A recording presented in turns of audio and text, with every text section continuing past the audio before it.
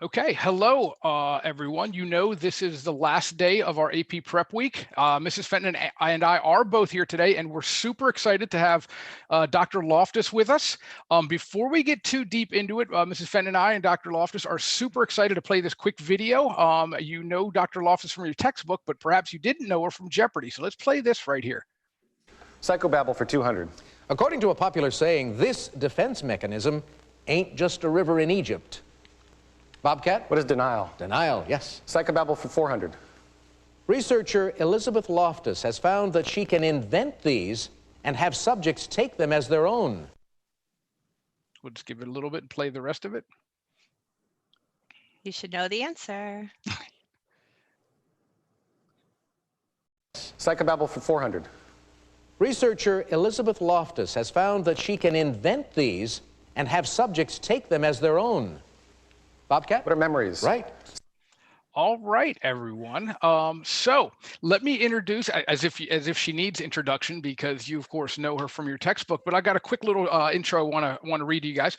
Dr. Elizabeth Loftus is a distinguished professor of psychology at University of California, Irvine. And she's a professor of law. A lot of folks don't know that. She has a faculty appointment in the cognitive sciences as a fellow of the Center for Neurobiology and Learning and Memory, and was a founding director of the Center for Psychology of Law. Okay. She received her undergraduate degree in mathematics and psychology from UCLA and her PhD in psychology from Stanford. Since then, she has published 23 books and over 500 scientific articles. Her fourth book, Eyewitness Testimony, won a National Media Award from the APA, which, as we all know, is the American Psychological Foundation. As we know, Dr. Loftus has been an expert witness or consultant in hundreds of cases, including the McMartin preschool molestation case, the Hillside Strangler, the Abscam cases, the trial of Oliver North, for those of you who are old enough to know what that is, trial of officers in the Rodney King beating, the Menendez brothers, Bosnian war trials in The Hague, the Oklahoma bombing case, and litigation involving people such as Michael Jackson, Martha Stewart, Scooter Libby, and the Duke University lacrosse players. As we know, Dr. Loftus's research is focused on human memory, and she's received honorary doctorates for her researches from universities all over the United States and other countries. This is what I found most amazing. Ready for this? Perhaps one of the most unusual signs of recognition of the impact of Dr. Loftus's research came in a study published by the Review of General Psychology. The study identified the 100 most eminent psychologists of the 20th century, and not surprisingly, Freud, Skinner, and Piaget on the top of the list. Dr. Loftus was number 58 and the top-ranked woman of all time on the list. So we are so lucky and honored to have Dr. Loftus with us. Thank you. My pleasure. Welcome. So we have some questions from students that have emailed them in. And our first question is, what prompted you to go into psychology in the first place? Like, why did you pick psychology out of all of the possible career choices? Well, let's go way back, because when I entered college, I was at UCLA and I was a math major. I had loved math in high school. I loved algebra. I loved geometry. And I just thought I would continue with mathematics. When I got to calculus, I wasn't that crazy about calculus, but I was slugging away at math because I had so much time into it. And then I had to take electives. So I took Introductory Psychology and I absolutely loved it. It was taught by a professor named Alan Parducci.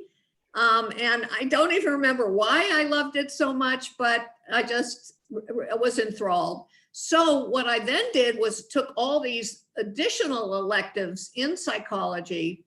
So then I had enough for a joint degree, and I ended up finishing with a bachelor's degree in mathematics and psychology, and went on to graduate school in a field called mathematical psychology, which I thought combined these two interests and sounded like perfect. And from there, I drifted into becoming a cognitive psychologist and studying human memory. So I guess that takes me into my next question is, you say drifted into it. How did you, or did you find that like an aha moment, a lightning bolt hit you, or how did you know memory was going to be the thing? Well, I can tell you exactly. I mean, so I was working on mathematical psychology, and I wasn't really all that interested, but I was plugging away at it. And I had a course with a professor, and he said, you know, I am doing a study of memory, and I'm wondering whether you'd like to help me with this study. And so I started working with this professor on a very different kind of memory, semantic memory. Memory for your words, concepts, your knowledge of the world, knowledge like, you know, your memory that Sacramento is the capital of California, or I say that because I'm in California here. And so I learned how to do memory studies of that type and finished my PhD, started an academic career, and at that point, though, I was still not studying eyewitness testimony. I was doing experiments on semantic memory. And I remember having lunch with a cousin one day, and she asked me what I had discovered in my work. I told her that I had discovered that people are faster to give you the name of a bird that's yellow than to give you the name of a yellow bird, fast by about 250 milliseconds. And my cousin just looked kind of funny, and she said, you know, how much did we pay for that result? And really what she was saying, what she did is get me thinking that I wanted to do work that had more obvious practical relevance. But there I was, I knew something about memory. I've always been interested in legal cases and the law. And so that combination, memory of witnesses to crimes and accidents, seemed perfect. And that's how I drifted into that. Wow. Very cool. Very cool. We were also wondering if you had any advice to high school students who are interested in psychology. Like, what should they do? Is there a place they could go to learn more? Or how should they go about exploring it after having high school psychology? Well, it really depends on whether they're going to go on to, say, community college or university and to continue to study psychology, or whether they just want to have psychology as kind of a hobby while they pursue some other career. You know, I mean, I'm most comfortable. I've been in academia my whole life. I've been connected to one university or another doing academic work, as you know, and sometimes occasional applying the science out there in the real world. But there's just lots of things you can read to keep up with the subject matter of psychology. Even reading something like Scientific American, which often has wonderful articles about psychology or even more broadly social science. Very cool. So I'm going to skip the one about teachers because it's really not about teachers. Let me ask you this. We've studied it and I know the students know about you and stuff like this, but if we could hear it directly from you, what would you say is a false memory? How would you kind of crystallize it or condense that idea? Well, a false memory is when you remember something differently from the way it really was, or when you remember an entire event that did not happen. It's a pretty much a general term that just means remembering something that did not happen. And in my own experiments, we've done experiments where we distort people's memories for events they actually saw. We make them believe the car went through a red light instead of a green light, or we make them believe that the perpetrator of a crime was wearing a brown jacket instead of a green jacket. So that's a memory distortion. That's a false memory about a detail. But what's even a little scarier is the work that we and then others did showing you can plant entirely false memories into the minds of people for things that did not happen. That's amazing. Nancy, Wow, so how'd it go from there? Are there any of your books that you think students would really like, students who are interested in psychology? And are there any other kind of books out right now that you think, students might, have time this summer before next year's school, or maybe even before college, that they could learn more, be a good student read? There are a couple of books that I co-authored with my co-author, Kathy Ketchum, that were written for a broad audience, but particularly somebody interested in psychology, that combines the psychology of memory with some of these very disturbing court cases. One is called Witness for the Defense, and it's in paperback, and I think probably there are used copies on Amazon for a couple of dollars. And there's another book called The Myth of Repressed Memory. And these are written to attempt to appeal to a very broad audience, to be engaging, and they tell some pretty scary stories. Wow. On the other hand, people don't even need to buy my books, because I have on my University of California, Irvine website links to a number of articles, many articles that I have written that people can have access for free, or even some articles that other people have written about the work. And one of the very best ones is an article. It was published in slate.com. It's called The Memory Doctor. And it's an amazing article written by a very talented journalist for Slate, whose name is Will Salatin, who won a super big prize for this article that he wrote, The Memory Doctor. It's so well written, and it just sort of takes you through this whole career and body of work on false memories. Very cool. I'm going to ask a non-academic question, because some of us are stuck to our screens the whole time. What are you watching during the quarantine? Whether Netflix or what other streaming service? Do you have a show you'd recommend for any of us? I'll tell you what I just finished watching, but I just finished watching The Jinx. Have you heard about The Jinx? It's on HBO, and it's about the Durst case. It's about Robert Durst, who is a wealthy heir to a wealthy family that was involved in real estate. And he is on trial right now for murder in California. And it's an extremely interesting documentary about Robert Durst. So, I watched it because I anticipate that I will or may be an expert witness in the Durst case. Everything is now shut down because of, the virus. But the Durst trial, they were in the middle of the trial when they shut down. So who knows what's going to happen. Wow. But that's a 6-episode sort of documentary, and I thought it was pretty fascinating. Right. I just jotted it down. Me too.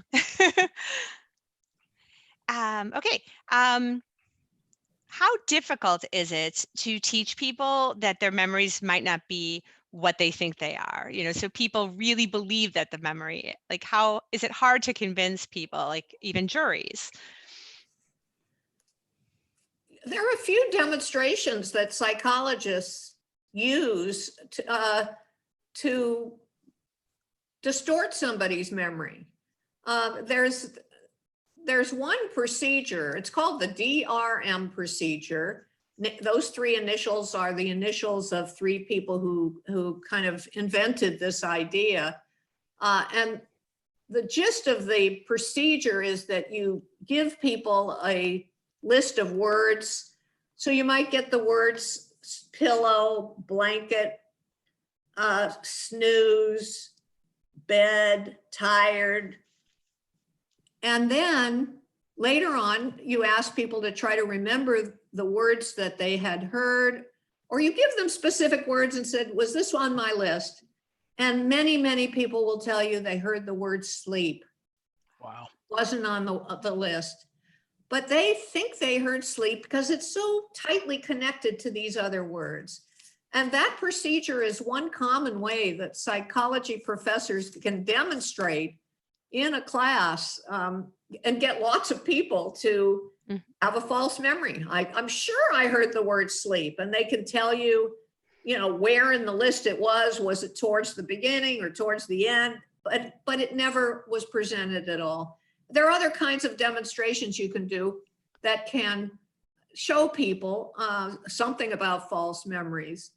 When I go into court, we're not doing these demonstrations, and I'm trying to explain what the experiments show and what the findings are. I'm trying to educate a jury about the problem of false memories or distorted memories. And, it's not always clear how good a job we're doing when we do that to 12 lay people who are sitting on a jury. But that's what we're trying to accomplish. Very cool. Last question, and the last question. Any last minute advice for, we got a lot of thousands and thousands of teenagers who are taking this exam. They're nervous, and or just general test taking, cognitive psychology. Any last minute advice you'd give to these kids who are going to take the exam on May 19th? Well, one of the things that cognitive psychologists have learned that's very powerful, maybe you know about the testing effect, that people learn more when they're tested than when they study again. And the lesson from this research that shows the power of testing is to, do something like, make flashcards and test yourself with the question on one side, rather than just reading the book again, which is re-studying the material. So to whatever extent you can, without too much difficulty, find a way to test yourself. Maybe you do it with other people, 2, 3, some number of people come together and they test each other. That's one of the best ways to learn something. Great. That's amazing. I hope everyone's, I hope all you guys are listening. This is straight from Dr. Loftus. That's a great idea. I think, unfortunately, Nancy and I have to get to the other business of, doing stuff. Okay, well, bye to all the students and good luck to you on your exams, and happy testing. Thank you for your time. Thank you so much. Thank you. Bye-bye. Bye-bye. Amazing. Okay, so I think we're gonna fire up our PowerPoint. Okay. And hopefully it's working. Guys, let me know if there's a problem. First of all, thank you, Dr. Loftus. Oh my gosh, that was amazing. That was so exciting. And I wanted to point out for you that I mentioned it earlier in the week when we were kind of talking about this. First of all, there's her website on the bottom, and she mentioned that article about the memory doctor and that you could get to that for free on this site. But her TED Talk is something that maybe you watched in psychology class, but it has 4.7 million views. It's really amazing. So maybe you want to take a little time and really delve deep into her amazing research and its practical applications for the law. We have some pets because we want to keep sharing with our pets.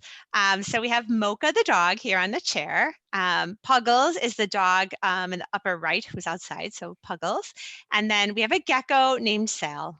So there's so many pictures that, oh my God, adorable. Wish we could put all of them up. We'll have a few more a little bit later. Our next speaker who's going to be here in a little bit is Dr. Steele. And this is his website. I wanted to make sure you had that. And this is a link to a very short YouTube video where Dr. Steele explains the stereotype thread and how do we eliminate it, right, or reduce it. So we have some. Go ahead. I was going to say, while we're waiting for him, let's jump into their shout outs. Okay, so you can start us off. Thank you. Like a finely oiled machine we are. Okay, so Tatum from North Creek High School. What are the neurotransmitters that are most likely to appear on the AP exam? And I think basically look at your book. there's, I think there's 7 of them, Mrs. Fenton. Mhm. And so Probably. probably I'm what I trying to think use, off the top of my I head. know, right? What I use is the mnemonic, and oh my gosh, this is so cheesy already. Don't get snagged on neurotransmitters. And so if you write that out, serotonin, norepinephrine, acetylcholine, GABA, glutamate, endorphins, dopamine. So there's your 7, don't get snagged. And so maybe that will help you remember that. That's my hint. Yeah, that's awesome. And, maybe make yourself a little compare contrast chart for neurotransmitters versus hormones. Our next question, we actually got this from a few people asking us to talk about heuristics and the difference between an availability and a representativeness or representative heuristic. So first of all, you have heuristics and algorithms. And an algorithm is a problem-solving method that is a guaranteed solution, right? So math formulas are often algorithms. So if you do the quadratic formula and assuming you don't, multiply wrong, it's a guaranteed correct solution. But in life, there isn't an algorithm for everything. Like there isn't an algorithm for what career path you should take or what you should order for dinner. And so we have a lot of, is this person friendly? So we use heuristics, right? These are problem-solving shortcuts. And with a heuristic, it could get you a right decision or a wrong decision. So with an algorithm, it's guaranteed. With an availability heuristic, you always want to start by thinking of it as a problem-solving shortcut where you make a decision based on the first thing that pops into your mind, like the first thing you think of. And with a representativeness heuristic, you're making a decision by how much something matches a particular prototype. So I hope. Do you want to give a specific example, Dr. Swope? Oh, you put me on the spot. I probably should. All right, I can do it. I just wanted a breath. Oh, gotcha. So availability heuristic, and I think that was in one of the FRQs, and I know we've talked about it before. If I always kind of use the example of when you lose your phone or your keys, you keep looking in the same space because that's where you found them before. And that's an availability heuristic. And Mrs. Fenton, if you want to take representative heuristic. Sure. So like you have a prototype of what, I have a much darker example. So like, so with availability heuristics, sometimes I say like the first thing that pops into your mind, like you hear a noise in the basement, right? And if you had just maybe seen a scary movie, the first thing you think, serial killer clown, right? And it could be true, or it could be not true, right? Or the first thing that might pop into your mind, availability would be that it's just noisy pipes. With representativeness heuristic, you have a prototype of maybe someone who you consider safe or someone who you consider scary, right, or intimidating. So if you have to ask for directions, the closer that stranger fits to your kind of prototype of safe or friendly person, the more likely you are to ask them. Next question isn't really a question, just Miss Chambers of University High School in Tucson, Arizona. Just wanted to let you know that your students actually requested, they didn't have a question, they just wanted to give a shout out to thank you for all the hard work that you've been doing to prepare them this year and all the encouragement you give them. So yay for Miss Chambers. Excellent. Oh, more pets? Let's go back, more pets. No, go ahead, please. More pets. 2 cats and a bunny. Okay, so we have on the left, it's Ingy, the bunny, Buddy, the cat, and Bunny Carrot, the cat. So I don't know why I put Bunny, Buddy, and Bunny Carrot all on one slide. It just worked out that way.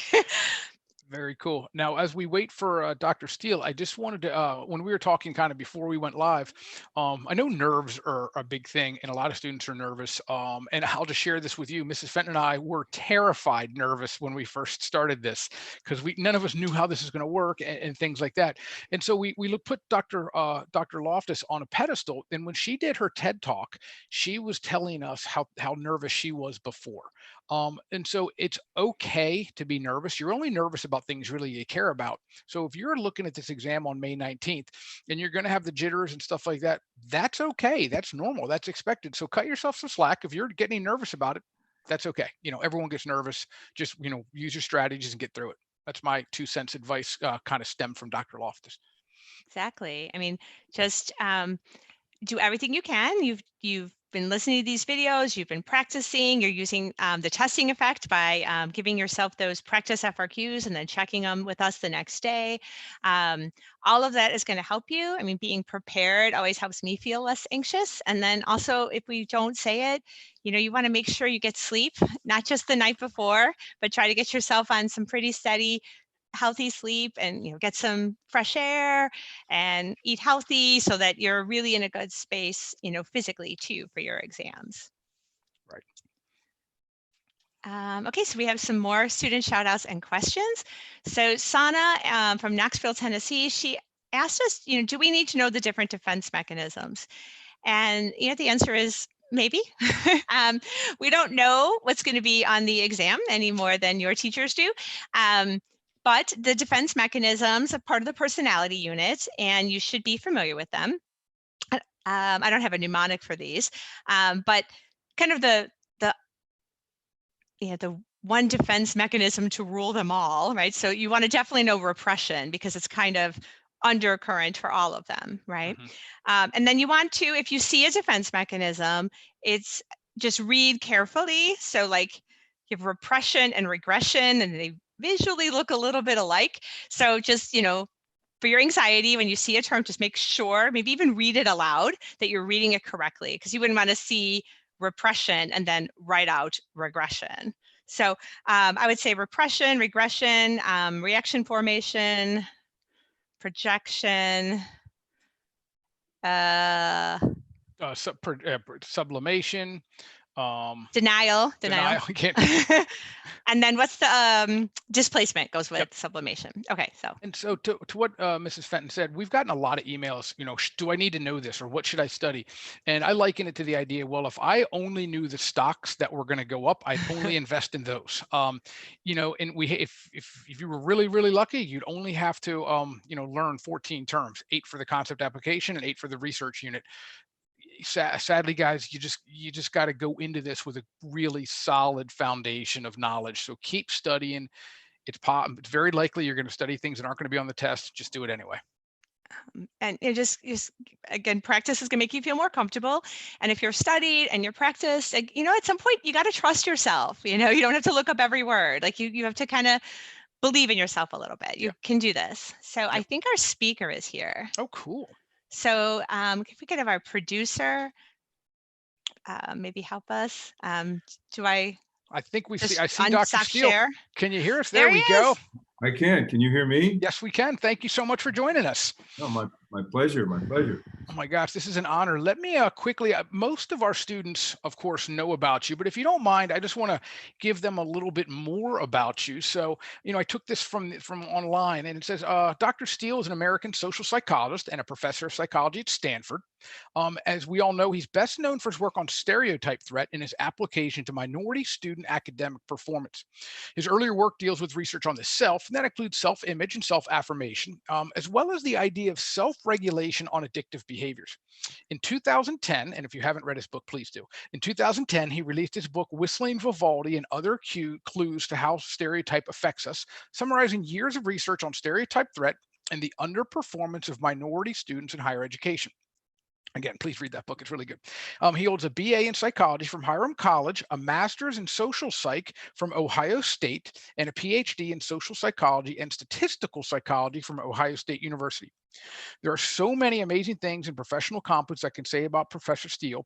Let me just sum up with the fact that he holds honorary doctorates from Yale University, Northwestern University, University of Chicago, University of Michigan, DePaul University, and Claremont Graduate University. So it's an honor to have you, and thank you for being here, Dr. Steele.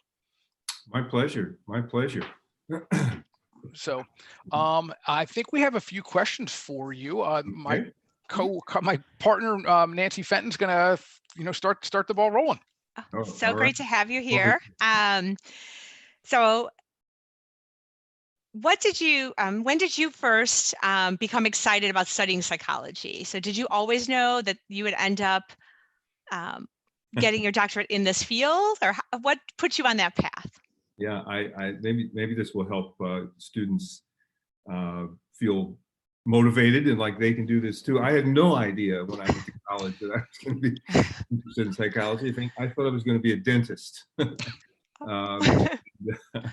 Um, but when I took my first psychology course, I really liked it. And I thought, this is interesting. And it seemed, you know, psychology is very close to home. And a lot of the things we worry about, stew about, are the topic of psychology. And you get a chance as a scientist, a psychological scientist, to study them in great depth and make progress, figure out how to deal with them and how to help people deal with them. So it was an enticing career path. And once I took that course, I never looked back. Cool. And please know, a lot of these questions are from Mrs. Fenton and I have been doing this for about 6 weeks. And this is kind of a replacement of, you know, a lot of students with the virus and stuff. So we set up an email account, and students from literally all over the world have been emailing questions, and many of them are for you. So these questions are coming from students literally all over the world. So this is where these curiosities come from. It's not just Mrs. Fenton and I making these up. So now that, you know, we know that psychology is interesting, when did you find out that you wanted to specialize in kind of your field, or was there a particular moment that, you know, you focused on what would become stereotype threat? That was long down the road. I guess, well, how did I get into social psychology? I always read novels. I liked reading novels as a kid and in high school. I don't think I was that great a high school student, so I wouldn't want to. You don't have to be intimidated there. I survived that, but I did enjoy reading. And the social psychology as a field is the science that is pitched right at the experience of everyday life. And it's a lot like the world one encounters when you read fiction. So there was a kind of compatibility, I think, of mindset with regard to that field. So I felt comfortable in the field of in the courses that I took on social psychology. I loved the questions. I thought they were exciting.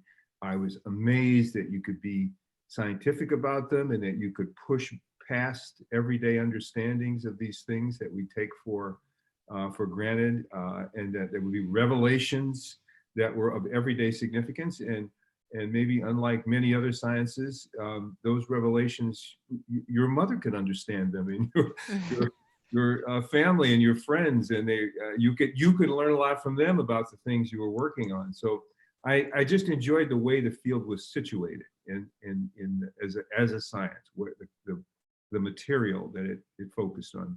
Sometimes they call it the real estate. Social psychology has great real estate. Yeah, it's good. The idea of stereotype threat came 25 years later, probably. When I was already a full professor. I had just moved to the University of Michigan. We were mystified by a phenomenon of underperformance, that minority students, even though they were really well prepared, and women students, even though they were really well prepared, were not doing well in some of the coursework there. Women not doing as well as men in STEM fields, even though they were just as prepared, just as talented by all previous performances and so on. So, and the same with minority students, maybe more generally across the academic board. So that was the puzzle. How could this happen? What was going wrong? Is there some psychological explanation of this that might be part of this? And in answering that puzzle, took maybe 4 or 5 years to get to the idea of stereotype threat. These things just don't happen instantly. Certainly wasn't an idea we had going into it, but we eventually wound up with a series of experiments that could demonstrate that. Stereotype threat is just, you know, maybe your students are studying that concept. I don't know. I hope so. Mm-hmm. Yeah, they very much are. Very much are. Great. Well, it's just being in a situation or you're doing something for which a negative stereotype about one of your identities is relevant. Maybe it's about your gender, maybe it's about your age, something I sometimes think about. Maybe it's about your race, maybe it's about your social class, your wealth. When that happens, you know you could be judged and treated in terms of that stereotype. And if the thing you're doing is, for example, an important performance, if it's important to you, then the prospect of being seen in terms of that stereotype is upsetting and distracting, and often we want to disprove the stereotype and redouble our efforts, but that can very frequently interfere with performance, because in addition to performing the task, now you're also got the added task of disproving a stereotype and monitoring how well you're doing at that, and it just causes a jumble of emotion and cognitive load that interferes with performance. And if you feel that way in a certain domain of life, like let's say a woman as she embarks on more advanced STEM courses, if you feel that pressure, you might just say, there must be an easier place for me to be, and you choose a different field.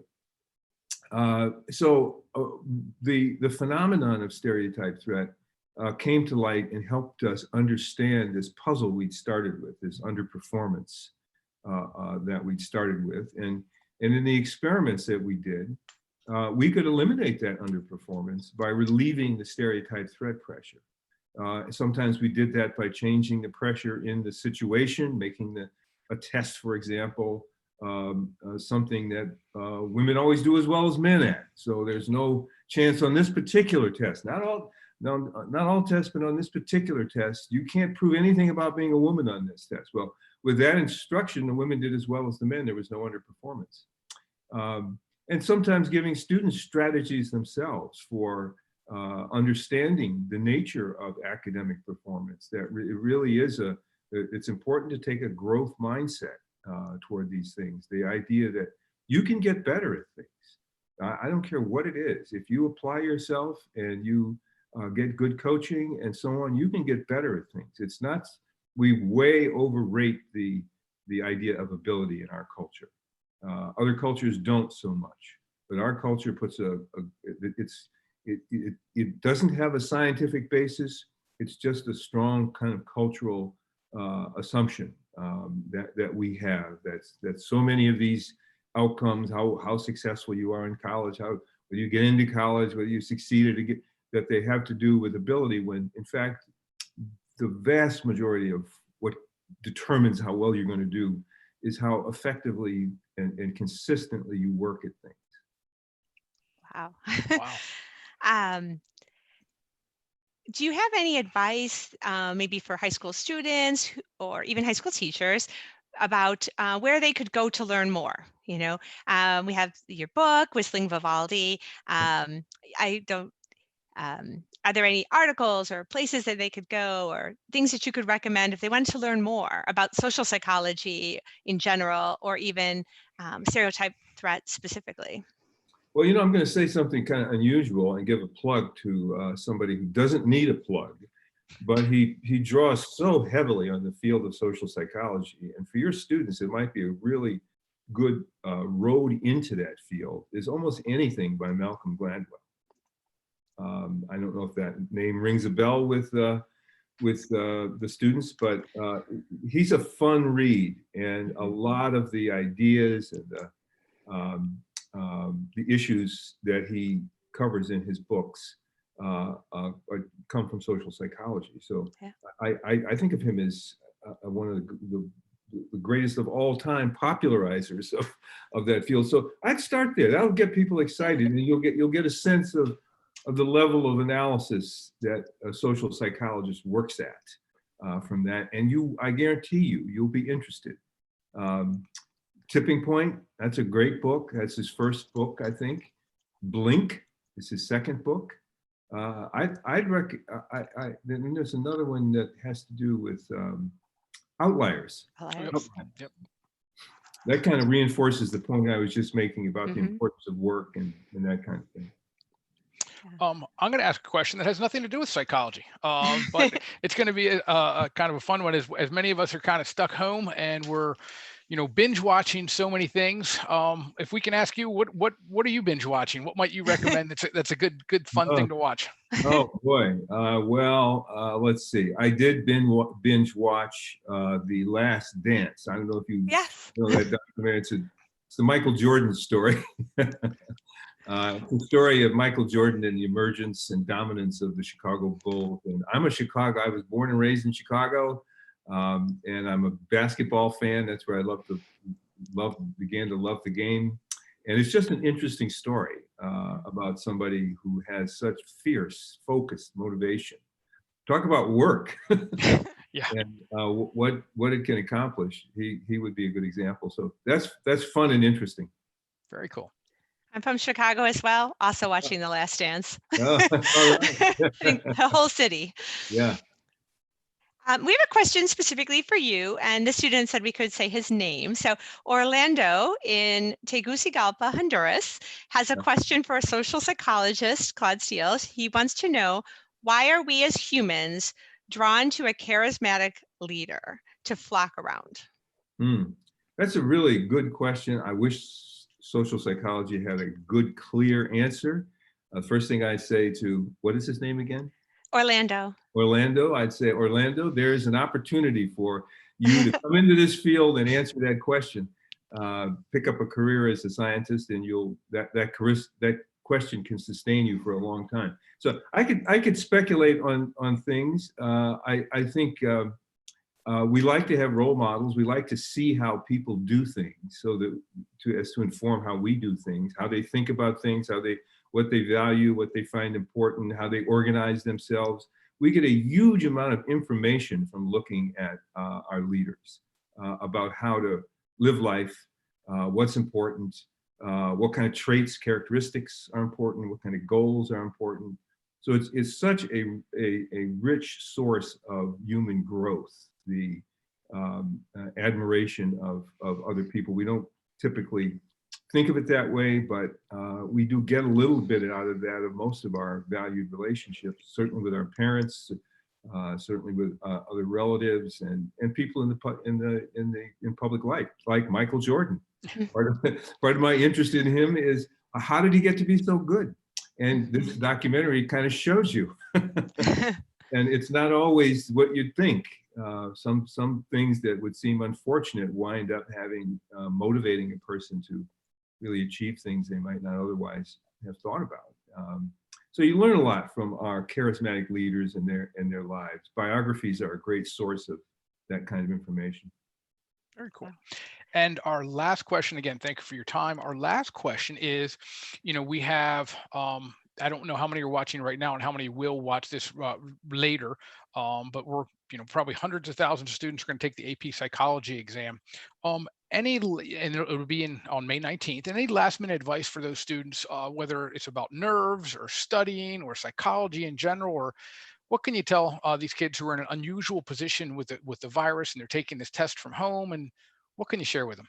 Yeah, one thing, I think it's performing well on a test often requires a kind of relaxed focus. You have to kind of enjoy it a bit. And that's so, I know that's so, seems so far-fetched in a test that's so pressured for people. That how could you enjoy such a thing? Well, one road to that kind of enjoyment is to think of the test as not a test of some definitive ability within you or some aspect of your character, but as an activity that's enjoyable, that you may learn something from. And I don't know whether you get to take these tests over again or whether once you take them, they're done. I can't remember how that works in the AP. Yeah, once you take them, you're done. But I think you're right. It's the experience. And these kids have been through a lot. And for them to stick through it at this point, we're kind of proud of them. Yeah, it's impressive to do that. So you're probably already pretty well prepared for this test at the intellectual level. Try to relax. Don't view it as overly important. So many of the things that you want in life, you're going to be able to achieve no matter how this test goes.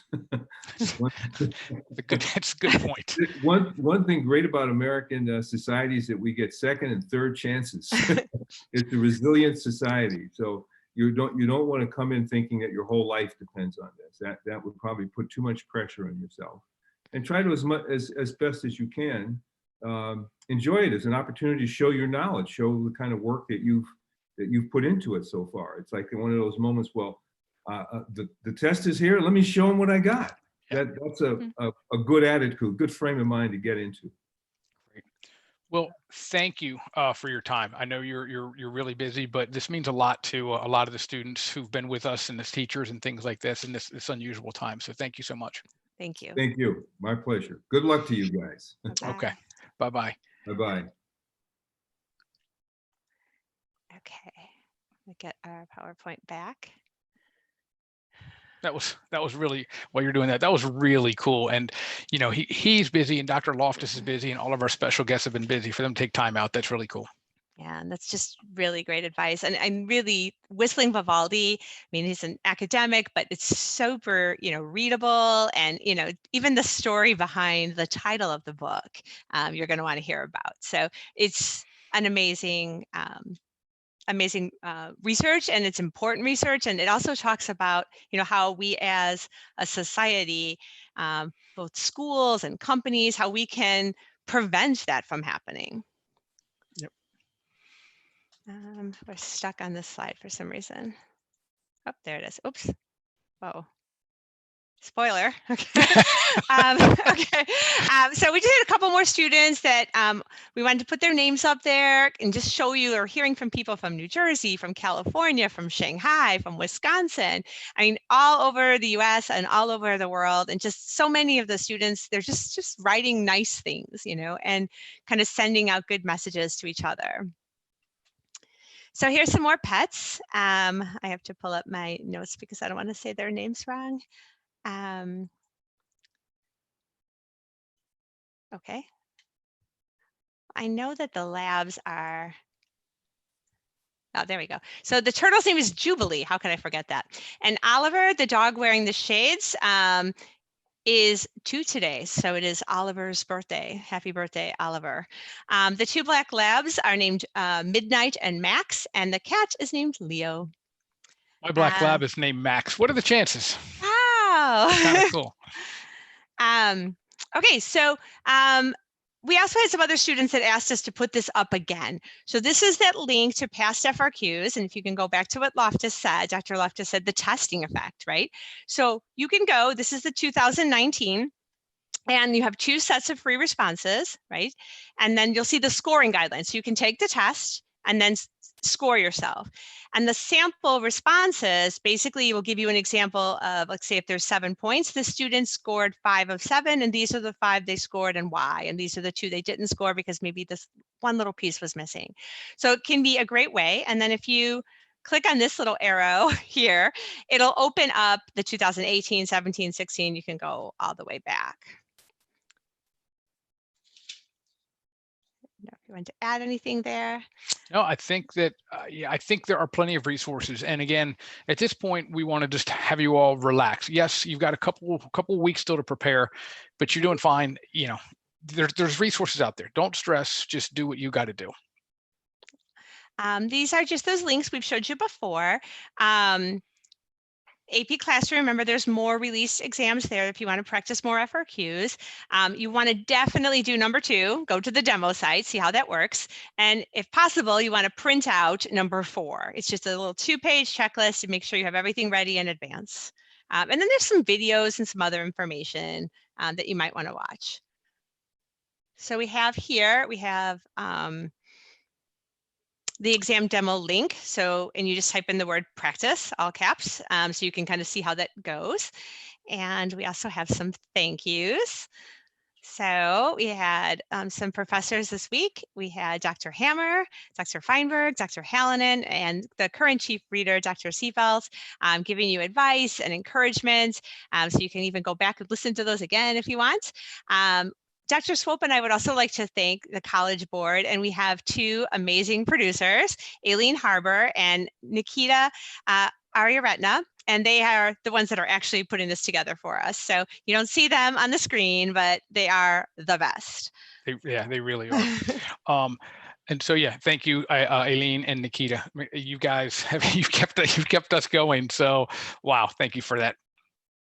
And we believe in you, and you're going to do amazing. And think about what Dr. Steele said. This is an opportunity to show what you know, try to have fun. You've prepared, you've worked hard. You're going to be great. All right, this is going to be one of the last times we read this. We didn't even change the slide, I don't think. So I guess I'll just read it then. Thanks for watching. We hope you'll join us. Well, I can't even say that, can I? Yeah. Good luck, everyone. Mrs. Fenn and I might be able to answer a few more emails if you want to throw them our way. We can't promise anything, but please keep in touch. All right. Bye-bye. Good luck. Bye, guys. Bye.